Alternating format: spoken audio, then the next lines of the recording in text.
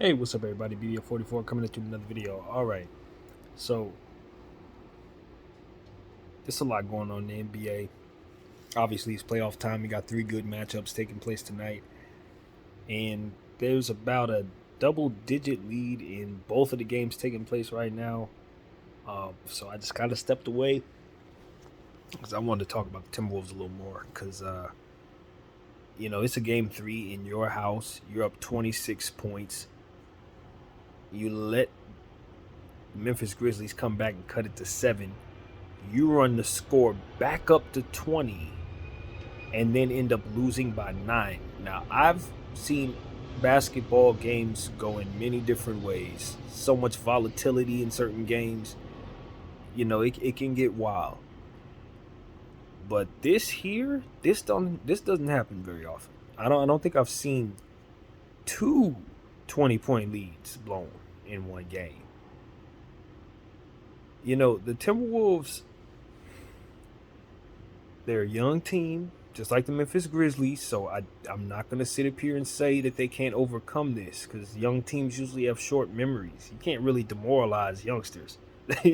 It's the old guys that tend to hang their heads because they understand the moment they're in. Kids just go come back out and run another game, and that's what you have here. But we talked about this in the video I made, the little 3-minute video I made where I talked about the timeouts needing to be used, and I just feel like what I saw from this game, the coach is just dropping the ball there, man. Um, I understand this is a situation when it's new for everybody.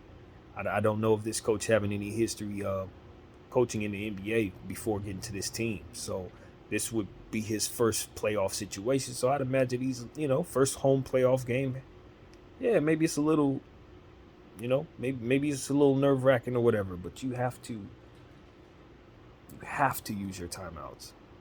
You have to stop the bleeding in situations, particularly in the playoffs. I mean, it is the most important time of the year, and you just let your lead dwindle like that twice. Obviously, you were doing there. There were extreme things taking place down there. You had some things that were really, really working for you, and some things that were really, really not working for you.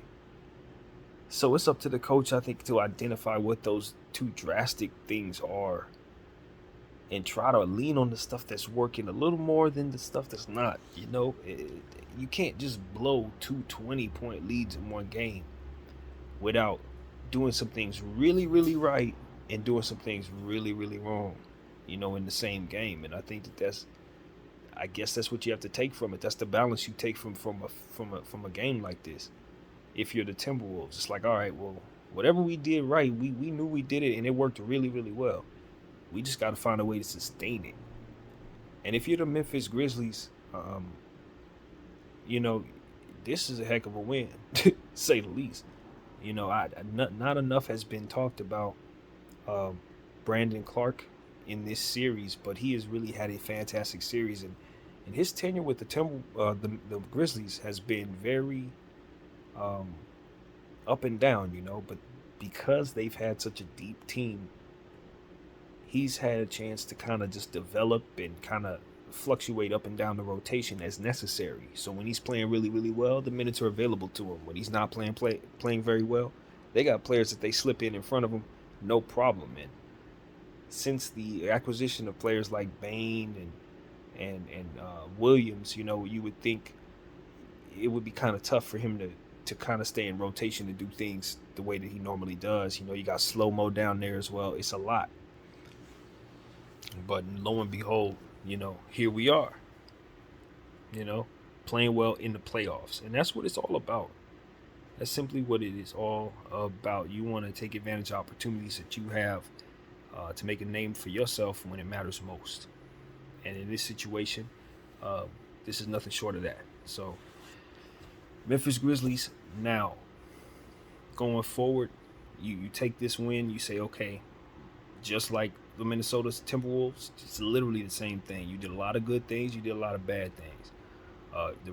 The perseverance you've shown yourself in this series has been remarkable, but the lapses that you show in your focus, uh, is why you find yourself with such significant deficits in this series. So you got to find what's working and stick to that and continue to make the adjustments, because those adjustments are ultimately what's working. And understand that even though Minnesota's a young team with a lot of talent, at the end of the day, you're deeper than them, you're more versatile than them, and then because of that, you're able to kind of adjust to whatever it is that they got going on. And I think that that's a part of the aspect of the Timberwolves that I didn't really bring up, but I can bring it up in regards to Memphis's perspective. Memphis is forcing the issue. That's what I think is probably what is taking place. And I'm not watching these games in full, so I have to preface it by saying this is just what I think is taking place. But it seems to me that they're able to adjust. They're able to literally adjust to everything that Timberwolves throw at them. If Timberwolves find something that works, they can move a few players around and do things a certain way, and then boom, back in the game they come. And that's what I was trying to explain in regards to the series the entire time. Memphis can just do things to Minnesota that Minnesota can't do anything about. The key is for Memphis to find those things and use those things when it's time to do so. Because at the end of the day, Minnesota can attack you and hit you hard with Karl Towns, Edwards. They got a bunch of players that got talent, no doubt. But the way their team is constructed, they're just not as versatile. They're not. They didn't dream up a versatile team like that. They have to kind of tweak their roster in order to make it interchangeable in such a way that they can kind of float around and adjust in playoff series and stuff like that. So, I said that it's going to be very important for players like Vanderbilt and McDaniels to continue to play well in this series. I mentioned Josh Okogie. They got to play him. They haven't played him very much. I think that's a mistake. You got to insert a player like that who's high in motor, high in defensive intensity and offensive rebounding prowess and athleticism. Yeah, his jump shot isn't where it needs to be, but you got to play gamers. You look around this league right now, see guys like Grant Williams and, heck, on your own team, Patrick Beverley, making a name for themselves in these playoffs, not necessarily being the most talented dudes, but getting out there, fighting hard, doing the things, the dirty work that complements the team itself. And, you got to give a guy like Josh Okogie an opportunity to prove in a playoff situation that he can do that. I think, I think coaches miss opportunities to do something that is required of them, which is to provide experience for young players. And I know in playoff situations where the tide, can turn at any minute, where you're going up against it, you got to shrink your bench in a lot of philosophies. But I think there's something to be said for getting players opportunities in playoff situations in the name of raising their value, for your franchise. And I think a guy like Josh Okogie, you can give him playoff experience right here, like quite literally. Just put him in the game in certain situations. Maybe he does a few good things. Suddenly, you can demand a little more for him because of it. You know what I mean? And I think there's something to be said for that, in a league where you want to be able to create more flexibility for yourself. You want to be able to have a team that's flexible as heck. Well, these are the steps you take that ultimately lead to you being able to have that. So I just think the Minnesota Timberwolves are missing an opportunity here, even though they have a nice thing going for themselves. I just think their coach is just missing opportunities. I just feel like you can't think of everything, you know what I mean? Unfortunately, but here is an opportunity where I think he can help himself both defensively with this kid and just help the franchise as a whole, a little bit.